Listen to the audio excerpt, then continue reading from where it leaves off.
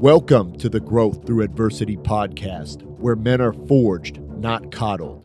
Here we dive deep into the path of true transformation in pursuit of physical, mental, spiritual, and temporal growth. We talk training, nutrition, business, mindset, and spirituality. We embrace strength and we loathe ease. We reject weakness in every form and cultivate power, the will to power itself. This is the rebirth of modern man. Raw masculinity, tempered by reason, virtue, and right action, because nothing of value is earned without sacrifice. Let's begin our apotheosis together.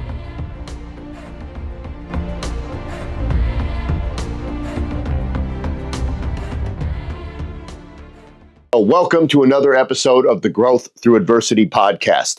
Today is about taking back full command of your mind, your day, and your destiny, like the elite 1% do. So we're not talking about fleeting motivation, but rather we're talking about through ritual, relentlessness, and accountability, and an iron-hard mindset. So these are going to be the themes that we kind of talk about throughout this. I am not a fan of motivation being a driving force. You hear everything about motivation.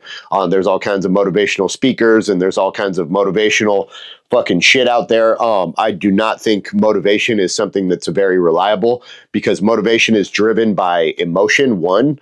And I don't like making decisions purely off of emotion to start. I think that's just kind of a bad rule of thumb to start. And then number two, because as soon as something doesn't go your way, your motivation crumbles. What's a far more powerful currency for self-control is absolutely 100% discipline. So we're going to talk a lot about that today. So let's break down why motivation is a fucking lie. And I know that's not really in tune with the modern narrative, but we don't really care about the modern narrative. And I've got good reasoning and rationale here that I'm willing to break down. So motivation is weak because it's emotional, as I just said. High performers, so if you look at like the elite entrepreneurs in virtually any field, they typically operate on ritual, discipline, and identity, and very little on emotion. And so now there's a good thing if you watch the most successful people at anything and you find common threads and common themes of something that virtually all of them are doing, there's probably something to it. And I've seen a couple of those. One, most high-level, high-performing entrepreneurs get up really fucking early in the morning, like before 6 a.m., without a doubt, a lot of them before 5 a.m. So there's a common thread there. Guys, everybody from Grant Cardone to all of the big business names that you hear out there, most of these guys are early risers. These men and women are early risers, and there's something to that, and there's something to operating not off of motivation and not off of emotion, but rather off of ritual and identity. And I'm really big on the ritual side of that, although the identity is super important too. So when chaos hits, motivation folds. As soon as things stop going your way. So motivation is great. Like when you first start something and you're like all hyped up and pumped about. I tell my clients all the time that the days that you're motivated those are the easy days. They don't even really count. Like, don't give yourself any credit for those days because you're not really doing anything special. The days where you wake up and you're like, fuck, I want to go to the gym. I feel fucking fantastic. I got 9 hours of sleep. I'm working towards a new PR. It's an exercise I like. It's fucking chest day or leg day or whatever fucking floats your boat. Or we're sparring at class tonight. You used to see those clowns all the time that would never show up for the drilling, for the repetition, for the hard work. They would just show up for sparring night and then they wonder why they got beat the fuck up every time because they didn't show up. They didn't put the reps in. They didn't do the boring shit that fucking sucks. So doing the boring shit that sucks is really where you get better. So motivation folds as soon as the chaos hits. So it's great for those times where you feel good and everything's going your way. But what about those days where you sleep fucking 5 hours, where you're arguing with your old lady the whole night before, where you feel like shit, you're getting over a cold, whatever, you fucking have some dick at work, they call you into work and then you have to deal with some fucking dick half your age fucking that's acting like a fucking asshole and thinks he's your fucking boss, whatever the case might be. The days that suck like that, motivation isn't going to carry you to the gym. Those are the days where you're going to make excuses and be like, oh no, fuck it, I'll just do my workout some other time. That's where you'll start making those justifications to yourself. You know what I mean?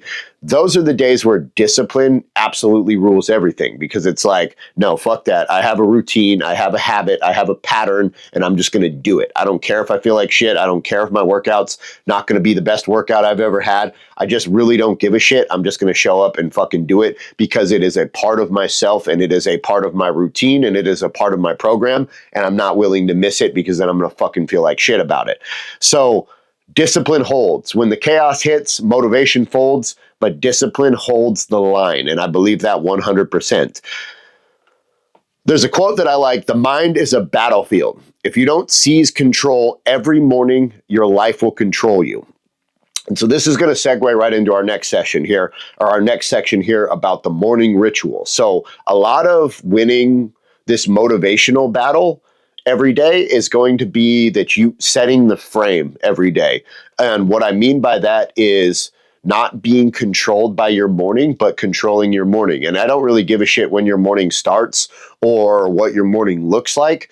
I'm just going to show you some things that I have found, again, common threads studying highly successful high operators that operate at a much higher level than most people. And what I found with most of them, and then experimented myself, is every single one of them has a morning ritual, and it is an absolute fucking game changer to your mental well-being and how you feel about your day, and setting the frame for your day and having a good day rather than a bad day. A lot of whether you have a good day or a bad day is based on your mindset and how you choose to look at your day. And so if you lose the first war of your day, which is getting up and having a morning ritual, and you get up and the whole world controls you, and you start dealing with stress, and it's like social media and scrolling and all of the bullshit just consumes you in the first 20 minutes of you just rolling out of bed and being awake. Yeah, when something bad happens that day, you're going to have a bad fucking day. It's going to wheedle in under your skin. Whereas if you set the frame and you get up and you initiate the day rather than have the day dominate you, you're going to be in a much better frame of mind to adjust and overcome any obstacles that are bound to crop up throughout the day.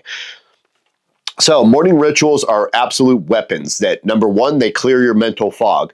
When you wake up in the morning, it's kind of a clean slate. You've slept, you've reset your brain, you've cycled all of those conscious thoughts into memories, your brain's gone through a rejuvenative process, your body's gone through a rejuvenative process. You get a fresh start every time you wake up. So no matter what happened the day before, that morning is like a fresh start to do things to fix whatever you didn't do right the last day, and to attack the next day with diligence. So, but you're going to wake up foggy, and you're going to wake up, you know what I mean, kind of not really ready to face that yet. So the morning ritual is going to clear the mental fog, and it's going to focus your intent. And that's going to be super important, because again, a lot of this is going to be about whether we're in an offensive or a defensive posture. So I think about things a lot of ways like chess. I think about things a lot of ways like fighting. And I apply a lot of those principles to life. And for anybody that's watching this that's a chess player or a fighter, it is much better to be offensive than it ever is to be defensive. The minute that you cycle into defense, you're virtually losing. Now, there are nuances to that. There's some really good counter strikers, and there's some chess players that will lure you into traps, but that's still a form of offense. They are getting you to initiate an attack so that they can attack you in the way that they want to attack you. So rather than putting yourself into a defensive posture, you want to put yourself into an offensive posture at the beginning of the morning. And we want to condition an unstoppable belief. So a lot of the morning ritual is affirmations, and it's mental conditioning to get yourself ready for the things that you want to achieve, and to focus all of your mental intent on those, so that nothing can derail you and stop you from trying to pursue those, and so that nothing can turn your day into a bad day that will be an unproductive day towards whatever goals you've set for yourself. And then perhaps most important, we want to set the emotional tone. So obviously, we are emotional creatures. We have emotions for a reason. They're tied into our survival instincts. So when I say things like I did in the first section about that we don't want to attack things from an emotional state, that sounds good. And it is good in a lot of ways. But in many ways, we are, I don't like the word slaves, but we are subject to our emotions, right? I won't say we're enslaved by them. Some people certainly are, but we are subject to our emotions. Our emotions exist. They affect us. They impact us. So rather than pretending that they don't exist, we want to try to set their tone and have as much physical control over them as humanly possible. And then we can channel them in. The emotions can be very useful when channeled into something constructive. So we want to set the emotional tone for our day. We don't want to have the emotional tone for our day set for us in a way that we don't want.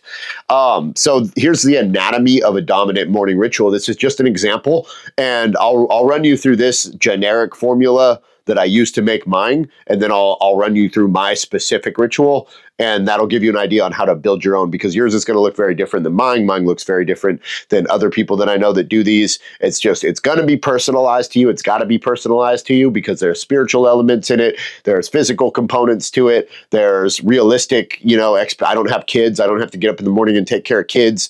So there are things that you're going to have to adapt to yourself that are just going to be very personalized. So bear that in mind. So first of all, we want to wake up with intention.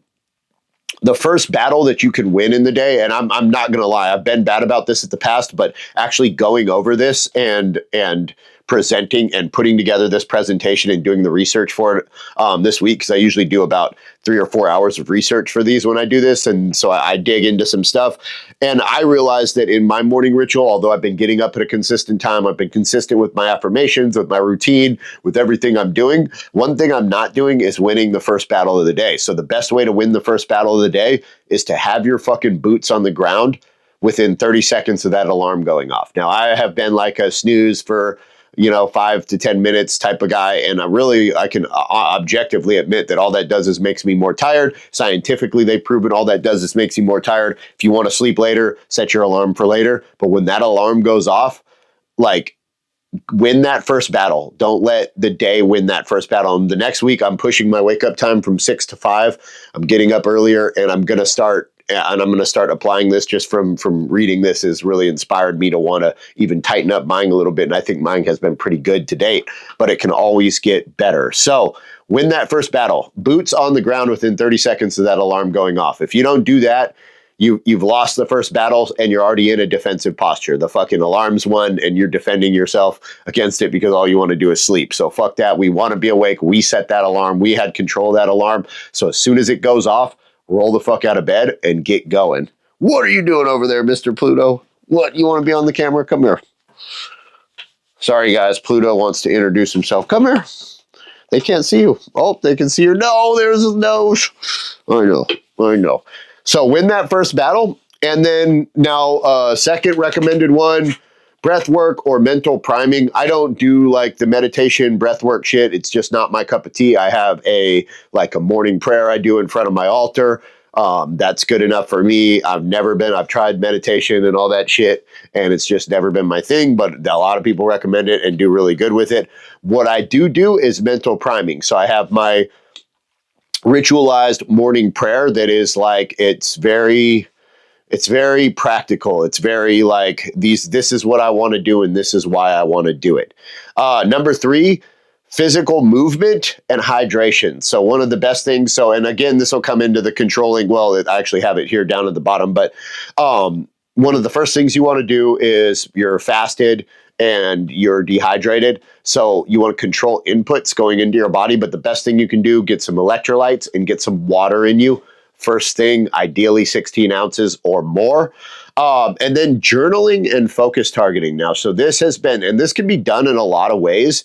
You don't necessarily have to sit there. Honestly, you should identify whether you are a writer or a speaker. If you're a writer, then you should write it. If you're a speaker, then you should speak it into a voice note. Because different people some people are writers and some people are speakers. I am honestly a little bit of both. I love to fucking write, but I'm also, I think, a pretty decent speaker. I'm able to do this kind of stuff. So a lot of people aren't. So sometimes I'll do it. It kind of depends on what's going on. in my morning. Sometimes I'll write, like if I'm not the only one there and I'm not alone, then I'll usually write it. But if I'm alone and it's just me down there, like if I'm up before everybody, which I usually am, then I'll usually speak it into my voice notes, because just to the power of intonation, there's something. For millions of years, that's how humans and pre-humans passed on knowledge and information, was oral traditions. So there is something about the spoken word. It's unique to the human animal, and there is a certain amount of power to it. So yeah, I don't know if you're just a writer and you love to write by all means. But if you can voice this into a voice note, get it to where it's something memorized that you speak. I believe there is something holy and powerful about the spoken word because of its uniqueness to humanity and just all of the connotations behind it on how we passed knowledge and lore and myth and everything that makes us human down for generations and generations just with the spoken word. So there's something to that. Visualization and victory. So, and again, so if you notice, these are all very intentful steps, very easy steps to do. You can also integrate, your coffee, your water, a little bit of clean nutrition into this process too. But what we're doing is we're controlling the input and we're visualizing our victory. And so when I say controlling the input, what we're not doing is what 90% of most people do, is they get up and they grab their phone and they go right into the negative fucking news, which is like the worst shit you can watch because it's purely fucking negative and designed to fucking control your mind and fucking scare the shit out of you. So that is the worst input you can give yourself first thing in the morning. But that is like an American tradition to get up and watch the news. I utterly fucking refuse to do it. But also, so I work on social media. So for me, the temptation is to get up and see, hey, did I get any messages, new leads? Are any of my clients needing questions answered? Like, I'm drawn to my phone to start answering questions immediately. But what happens when I open social media is I might have the intent to respond to some messages and see if I got any new messages or see if I got any new comments or anything that's maybe going to build my business. But what happens? We end up fucking scrolling social media, and then, we end up just melting our brain for 30 minutes on the phone and don't actually accomplish anything. And we end up absorbing a bunch of fucking negativity, a bunch of fucking hate, a bunch of just fucking super unproductive stuff. And that's the first thing that we're absorbing. So we're going into our day full of negativity and fucking hate. So now, obviously, you're not going to not use your phone all day. I'm not one of those guys. I'm not one of like the live in the woods fucking Mormon types. But definitely, there's a lot of negative things that come from it. There's a lot of good things that come from it. From a person who runs his business online, I can attest to that. But it's not the first input you want to add into your life because it's not something you can control. So that is basically the morning ritual framework there. That's like 6 or 7 steps. Really, you're going to customize that. Now, also, duration. This does not have to be a 4-hour affair, right? It really doesn't. So my morning ritual takes about 10, 15 minutes tops. And that includes like get up, brush my teeth, hydrate, like the basic like human needs functions, take my vitamins, that kind of shit. Eat my fucking first meal, a little bagel usually, or a bowl of cereal. So all of it takes about 15 minutes tops. So this is my morning ritual. So I get up, I drink about a liter of water. I take my vitamins. I go and I brush my teeth, and then I go downstairs. I make a bagel. I put on a pot of coffee. I eat my breakfast, and then I go over and I either do my my voice affirmations, and I have 3 affirmations. I have 6 things I'm thankful for. So I go down those every single day. Katie, my health, my freedom, my success, everything, just 6 things that I'm most grateful for in my life every day that I get to wake up and just be grateful for. So now, rather than absorbing how the world's going to end from the news and all the fucking negative, toxic shit that's pumped out on fucking social media, I'm waking up and I'm affirming myself. And my affirmations are like pretty simple. I'm a great husband. I'm a great coach. I'm the authority in my niche. You know what I mean? So I'm affirming myself, and I'm affirming who I am, what I'm here to do, and what I believe in. And then I'm going through and I'm I'm quickly knocking off the 6 things that I'm most thankful for. So I'm starting my day from a super positive frame of mind, right? It's been only positivity since I've waken up. I've focused on the things I'm thankful for. I've affirmed who I am as a coach and a husband. And then from there, I set my goals, right? So I just set 2 goals for the day. And when you set goals, I like to do wealth, I like to do health, and I like to do relationships. So 3 goals typically. I typically pick 2 of those things to really work on a daily basis. That's how I've customized it. But so you want to work on something that improves your financial standing, which gives you more freedom and flexibility in the temporal age that you live in. That's important. Wealth, health. What am I doing to improve my health? This is obviously like probably more important than the wealth, right? So that's probably where we should start, is the health. Because if the vessel is not healthy, wealth doesn't mean anything, and your relationships mean much less, right? So maintaining your health. What am I doing? I'm going to exercise today. I'm going to get 10,000 steps. I'm going to eat. I'm going to follow my meal plan, right? Whatever it is for the day on a day-to-day basis. And then you can have longer term health goals too, on PRs you want to set, on things you're working towards in the gym. And then, yeah, so wealth, so a financial goal, and then a relationship goal. Like, what am I going to do to build the relationship with the people that I love and care about the most? In my case, it's obviously Katie. If you guys have kids, they fall under that too. If you have a wife, a husband, whatever, they fall under that. But you need to be pouring. Those are like the 3 cups in your life outside of yourself that you need to be filling, because those are the 3 cups that are going to fill you back up: your health, your wealth, and your relationships. And if you're not focusing on those things first thing in the fucking morning, then you're fucking up. And that's why I say, leave the phone alone, go through this ritual. And then after that, I'm done with my morning ritual. I think I'm going to add in a walk for the kind of meditation. I go up to my altar and I do my little prayer, and I do a short little, I just sit down in front of the altar for literally a minute or 2. And then my morning ritual is done. And now I feel rejuvenated, recharged. And then I will pick up my phone and start working and start answering messages and start doing everything that I need to do. So we've got the morning ritual honed in. Now we need to talk about self-limiting beliefs, because I see these, and you guys hold on 1 second. I'm rather parched.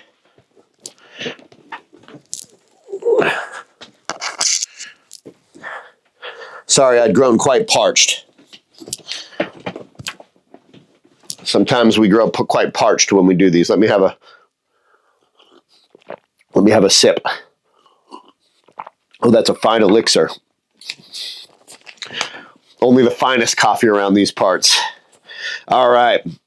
So, where were we? Oh, yeah, we're going to crush self-limiting beliefs. So I see these all the time in people. And to be completely honest, I've dealt with quite a bit of them in myself. They're not negative and they're not bad. They're just something that you want to be aware of, because they're also not logical and they're not real, right? So these are beliefs that we put on ourselves that limits ourselves. These are things that we believe we cannot do, that we're not good enough to do, that we don't deserve, right? That's usually an unconscious reason behind it, that we're unworthy of it. We don't deserve it. That's like a self-image thing. And these are things that we need to really get a hold of if we're going to forge an iron hard mindset. So here's a quote: you can't build a powerful life with a weak mind. It's just the truth. There's another quote. I didn't write it down here, so I'll probably butcher it. But small minds and weak people kill big dreams. So this is also obviously reflects on yourself. You have to focus on building up a strong mind, but you also have to, a lot of self-limiting beliefs are external. They come from the people around you. So if you've got a bunch of people telling you that you'll never do this, you'll never do that, you're not capable of doing this, you should fucking just do it how everybody else does it and follow the fucking norm and just be a bleeding sheep and fucking not do anything outside of the box. If you're surrounded by those type of people, those are small minds and weak people, and they kill big dreams, and they are cancer, and you should excise them from your life. And that is a ruthless thing to say if I'm talking about people that you care about, but it is also a fundamentally true thing to say. You want people in your life that challenge you, without a doubt. That you don't want yes man. You don't want people that just, oh yeah, you're amazing, you can do anything, nothing can stop you, you're perfect, you're fuck. No, you want people that challenge you, and when you do something stupid, tell you, hey man, you're fucking up and this is why you're fucking up, and they can break it down, that are real with you. But you want people that encourage you to pursue fucking greatness, not hold you back and try to keep you, because people that are holding you back usually are insecure with themselves, and they know that they're never going to do anything more than just the normal shit. You know what I mean? Just the normal basic shit that's expected from them. And they know they're never going to try anything more because they're cowards. They're never going to push themselves out of their comfort zone. And so if you start to push that boundary, you're going to outgrow them. So they want to chop your legs off and keep you held back. So surrounding yourself with people that push you, that believe in you, that are like, yeah, man, even if you fail, go after it, but that also hold you accountable. And when you're not putting in the work, and when you're fucking drinking too much, and when you're doing shit that you're not supposed to do, they call you out on it. Those are killers, man. Those are the people that are going to help you forge greatness. So yeah, you got to identify where self-limiting beliefs come from. Are they just purely internal? Because that's easy to work on, right? If it's something buried within us, well, easier to work on. Or if it's external, if it's the people around you that are just planting these seeds in your mind that you're unworthy, that you'll never do anything great, that you'll never do anything other than what you're doing right now, then that's who you need to just chop out of your life. So how to identify limiting beliefs? You got to look for patterns where you hesitate or where you sabotage yourself. The process of looking for these patterns can be ruthless, because you've got to really stare into the mirror of who you are and question yourself and hold yourself accountable. And that sucks.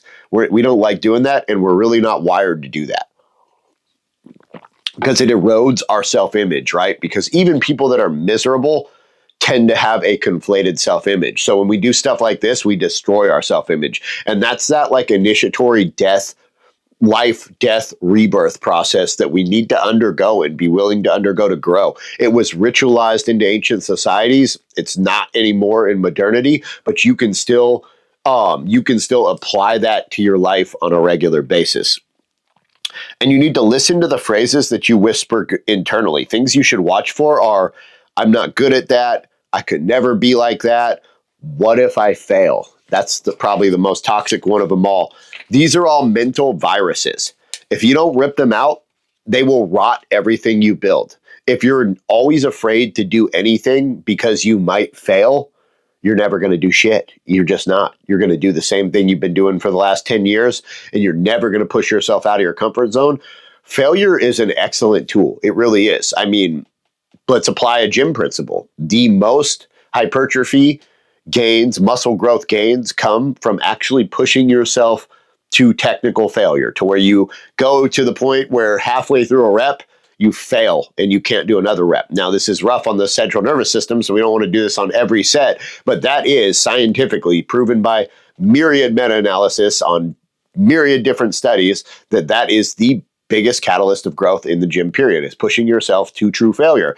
So failure it's a tool that helps you grow in every aspect. And when you apply that principle to your life, it's the same thing, because you'll fail once and then you'll come back. You'll be stronger the second time. You'll have more information about what you're trying to do. You'll have more knowledge about what doesn't work. So it's like, cool. All right, well, now I know what not to do. So I'm going to do different shit, and maybe that'll work. Maybe I'll fail again. But if I fail again, slowly we're excluding a whole category of shit that doesn't work. And yeah, it's humbling, but I mean, what does it really hurt? The ego? Ultimately, you can always go back. Like if you try something new and it doesn't work, it's not going to cost you your life. You know what I mean? It's going to cause some discomfort. It's going to cause some issues in your life, and then you rebuild, you keep moving forward. So you have to be willing to fail, and you have to be looking for these phrases where you're telling yourself where you're limiting yourself before you even try. You don't know what you can do until you try it. And if you start to try new things, you're going to find out you can do a lot more than you think you can do. And I've seen this in people who have started training with me at like over 300 pounds, morbidly obese, could barely walk up a fucking flight of stairs. And a year later, they're doing jujitsu and like tapping out fucking 20-year-old kids, and they're 100 pounds lighter. Or they're double knee replacements. Oh, I'll never squat again. My knees are too fucked up. I'll never squat again. And 4 months later, they're back squatting 185 pounds and their knees don't hurt at all. So it's like, you only can't do what you tell yourself you can't do. So every time I Let's just go through the process. So there is a process on how to destroy these self-limiting beliefs because they're going to crop up. First thing you have to do is catch them. So you have to be constantly vigilant of how your mental processes are working. You have to be constantly vigilant of what's going on in your mind. And anytime those self-limiting beliefs crop up, you have to catch them, and then we have to challenge it with evidence of every time you've won in the past, rather than just an emotional feeling of, oh, I can't do that. That'll never work. No, it's like, okay, let's challenge that. Well, I didn't think this would work, and I did it, and it did work. And I didn't think this would work, and I did it, and I did work. And I didn't think I could build an online business, but here I am 3 years later running one. And so you've got to present yourself with empirical evidence of where you've won in the past similar to it, so that you can overrule emotion with logic. And then you change it by reframing it. Once we've identified it, challenged it, found out that there's no merit to it, because there are sometimes, like, your mind will tell you things that are useful too. So you've got to funnel through, you've got to sift through this stuff and find out what's a self-limiting belief and what's a reality. Like, should I go and fucking spend my entire life savings on a fucking yacht? No, probably not. Like, and that's not a self-limiting belief. That's you will financially destroy yourself for no return. So there is, and that's an extreme case, but there are other times where this does crop up, right? So use your ability to analyze yourself here logically to catch these self-limiting beliefs, challenge them, and then change it by reframing it. Change the I can't to I can. Or I might be able to is better than I can't, right? But I like a very strong affirmation of I can, I will, right? Because if you tell yourself that, you begin to manifest it. And that I'm not into all the new age fucking the laws of manifestation. I believe in the spiritual energy behind that. I believe in alignment. I believe in energy, in the energy of will, the power of will, but I also believe more than that in action. So if you blend those two things, you're in a very good position, but you can sit there and wish and will anything to manifest, and it's not going to manifest if you don't work for it. So I think that's where the new age spiritual movement has fucked that shit up. But it's a very true ancient concept that what you vision and what you envision and what you will and what you believe become reality, but you have to work towards those things. It's the other side. You can't just will them into existence. You're not a fucking wizard. To build an iron hard mindset, you must take ruthless accountability. Even for the shit that's not your fault. Take accountability for everything in your life. You didn't miss a workout because of work. You didn't miss a workout because of your kids. You didn't miss a workout for any other reason other than you didn't go to the gym and fucking work out. That is one example that is framed through fitness, but it can be applied everywhere else.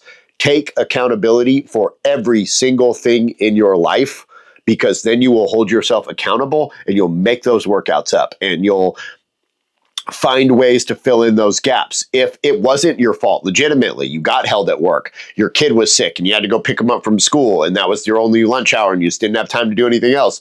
So cool. Well, then I'm going to go to the gym this Saturday instead of sit around and drink beer. That is where when you stop blaming anyone else and you only blame yourself for every single thing in your life, that is where you can really start to grow and get ahead. And it's more constructive to overblame yourself than underblame yourself, because underblaming yourself and not taking accountability and blaming others is a slippery slope that leads to a total lack of accountability, which we see in the modern younger generations frequently, right? They're all the victim. It's everybody else's fault. They're not responsible for anything. And it's all like some tragic misplay of injustice. And it's all bullshit. You're accountable for every single element of your life, and everything that goes wrong in your life is your fucking fault, and it's your job to fix it.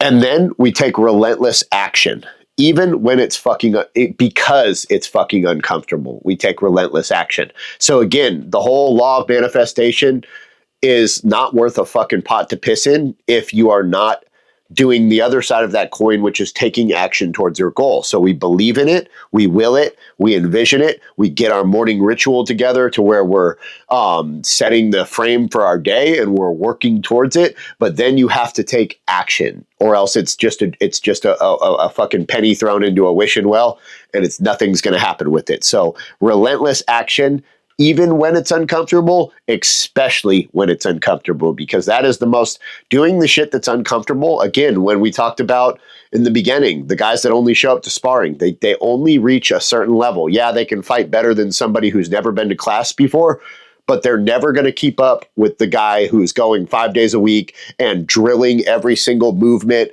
150 times to where it's just mind motor connection. He doesn't even have to think about it. You have to do the uncomfortable, boring shit to be able to excel in the fun and awesome shit.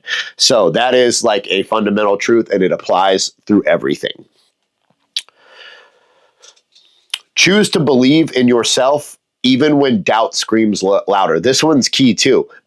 And stacking wins and stacking skills and stacking wins will help to build your confidence, and it will make self-belief a lot easier. If you don't have any track record of winning at anything because you've never followed through with anything, you've never chased anything new, you've yet let these self-limiting beliefs control every aspect of your life, then of course you're going to have a lack of confidence and you're not going to believe in yourself. If you start stacking wins, I see it in people that like on their fitness journey all the fucking time.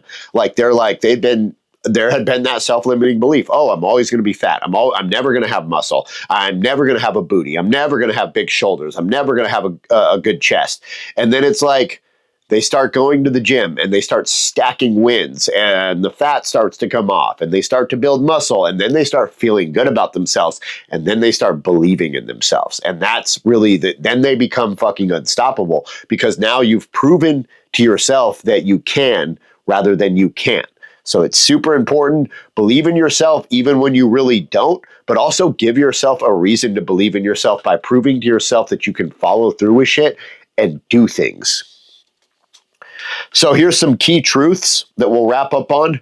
This is a quote that I love. Before you can lead others, you must learn to lead yourself. You can't build a business, a body, or a legacy if you fold under your own doubts. You must become the rock that others can lean on. By becoming the one who needs no leaning. So that quote has always spoken to me on a fundamental level. And I think the essence of it is super simple. You cannot be an effective leader. You can't be an effective business owner. You can't be an effective manager. You can't be whatever it is that you want to be until you learn how to lead yourself first. And again, that starts first thing in the morning with that morning ritual, winning the first battle of the day, setting the frame for your day, because now we're on the offensive, right? And that is the essence of a leader. Is rather than being passive and reacting, I'm not reactionary. I am assertive. I am guiding my own fate and my own destiny, and I'm guiding the fate and the destiny of people's around me is the second layer of that, because once people see, hey, this dude's got his shit together and he is leading himself in the right direction, I want to be a part of that. And then they are very happy to be directed by you, right? So that is a super deep concept, but it's really fundamentally simple.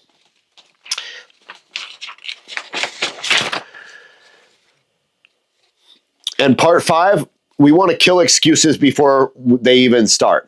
We got to turn things like, I don't have time, into, you don't have time to stay stuck, because our life is short, right? So we don't have time to make all these fucking excuses and tell ourselves all the things that we can't do. If something is important to you and it aligns with those 3 goals that we were talking about when we first started this, health, wealth, relationships, those are the things we should be working towards every day. You don't have time to make excuses. So reframe these excuses. I'm too tired. I love that one. That's exactly why you got to get your ass up and move, because the more lethargic you are, the more lethargic you'll become. And the whole, I'll start next week, the procrastination, the delay, it doesn't work. You will procrastinate yourself into your fucking grave if you give yourself the opportunity. Rather, take action. Again, we talked about that relentless action. We talked about that earlier in this presentation a couple of times. Your life will get better when you start taking accountability. You will control the chaos in your head and win the mental battle when you start taking accountability and you start taking action. Those two things are like need to be the fundamental pillars of your life. I take accountability and I take an action. I don't wait for good things to come to me. You're not going to make any money sitting there waiting on the phone to ring. You're not going to get fit sitting there fucking thinking about a dumbbell. No, you're going to make money by getting out there and getting after it, and you're going to get fit by getting the fuck to the gym and lifting weights. Random mornings create random lives. Engineered mornings create engineered lives. So design your personal, so this is my homework for you guys. So if you're still watching and you've made it through this whole 30-minute TED Talk, then you're obviously really about personal transformational change. So I've got some homework for you. Design your own personal morning ritual tonight. If you're one of my paying clients, post it in the group. I'd love to see it. I'll audit it. I'll give you feedback on it, let you know what I think, and we'll hold each other accountable. Implement it. I'm not going to say tomorrow's Sunday, so I'm much looser on myself on the weekends. To be completely honest, I think that's part of the resetting process too, but implement it starting Monday morning, right? And let's just make this a realistic timeline. Do it for 7 days and track it for 7 days. And then you've stacked a win, you've stacked some consistency, and then we can keep stacking on top of that. Start identifying, challenging, and rewiring your limiting beliefs. So I've given you the process on how to do that. Start actually doing it. What do they call it? Information without implementation is mental masturbation. So if you're going to come to these and you're going to listen and you're going to get this knowledge, or anywhere you get knowledge and information, if you're not willing to implement it, it's just mental masturbation, and we're not into mental masturbation. So implement, because it's just information. It's just binary zeros and ones until you actually implement it into your life, right? Watch how fast your outer world starts matching your inner control. It's weird. The universe is weird. When you start controlling internal elements, there is, and this is where the spiritual side of things come in. The universe begins to bend around you. It's a freaky fucking thing. But when you do right, and when you pour good into the well, and you're structured and you're regimented and your internal world is controlled, and you are just this indomitable force of nature, you create an energy and an aura and an essence around you, and things begin to change in ways that you want them to change, or more importantly, in the ways that they need to change. And then more and more struggles come up, because the hardest test for the strongest soldiers, when you start pushing yourself and getting outside of your comfort zone, the universe is going to start testing you and pushing you harder, and that's going to cause you to grow faster. And eventually this becomes an exponential growth, right? So dominate your morning, dominate your mind. You were built to lead, but first you've got to lead yourself. So that is all I have. I want to do one last quote here. Pressure reveals the truth. Rituals reveal the leader. Belief reveals the future. Own your mind or be owned by it. It's your choice, and it starts right now. Thank you guys so much for coming. I appreciate it. I appreciate you taking time out of your Saturday to come and do this with me. I love doing the research for these. So we've got 3 more weeks of topics. I can't remember what they were, but we did a poll in the group and got a vote there. So I'm going to go through the hierarchy there. This was the most requested out of the 3 or 4 or whatever the fuck it was, but we'll go down. We'll do the next 2 of those in a row. As always, my DMs are always open. If you guys are interested in working with me one-on-one, shoot me a DM. We can talk about it. Or if you just want to talk to me, ask me some questions, I'm always happy to answer them. And if you want, and if you have any requests for future live trainings, shoot them to me in the DMs, and I'll make it happen. You guys have a great fucking weekend. Again, implement this shit. Information without implementation is mental masturbation, and we don't do that. Have a great weekend, guys.